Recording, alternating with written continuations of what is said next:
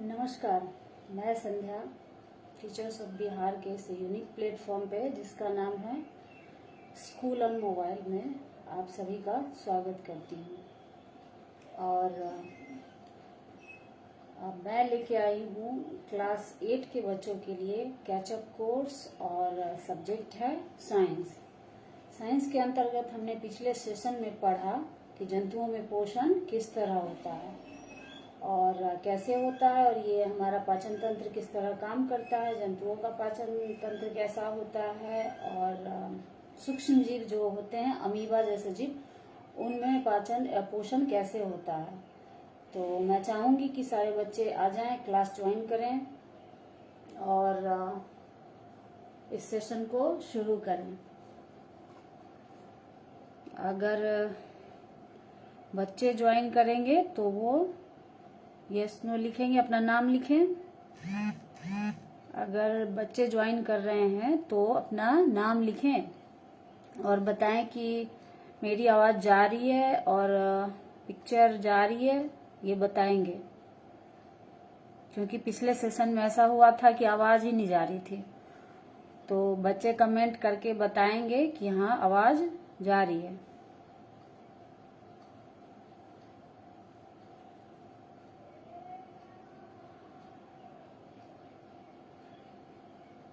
बच्चे लिखेंगे कि आवाज़ जा रही है या नहीं, वीडियो क्लियर है या नहीं।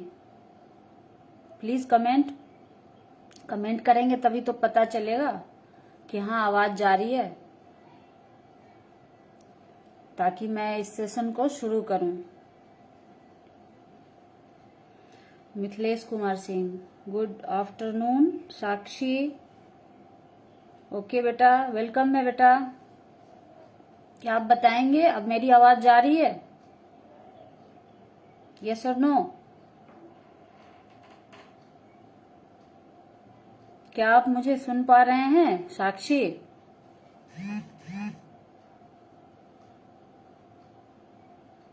ओके। संजय कुमार ने लिखा यस। ओके, इसका मतलब है मेरी आवाज जा रही है, पिक्चर भी जा रही है। तो ओके साक्षी, तो आवाज आ रही है। चलिए ठीक है, तो इसका मतलब शुरू कर सकते हैं हम लोग क्या? Okay, sound is clear. Sanjay Kumar लिख रहे हैं साउंड इज क्लियर। अच्छी बात है, क्योंकि पिछले सेशन में आवाज ही नहीं जा रही थी, तो इसीलिए मैंने सोचा कि पहले बच्चों से पूछ ही लेती हूँ, क्योंकि बाद में पता ही नहीं चलता है कि आवाज जा रही है, वीडियो जा रही है या नहीं जा रही है। तो पिछले सेशन में थोड़ा आवाज का हो गया था प्रॉब्लम, तो मैं चाहूंगी कि थोड़ा रिवीजन कर लें, उसके बाद हम लोग क्विज करेंगे। ओके, तब तक और भी बच्चे जुड़ जाएंगे। Good afternoon Sudhir Vishwakarma, okay, और रोली, हिमांशु, ये लोग जल्दी से आप लोग ज्वाइन करो, क्लास ज्वाइन कर लो ताकि मैं शुरू करूं।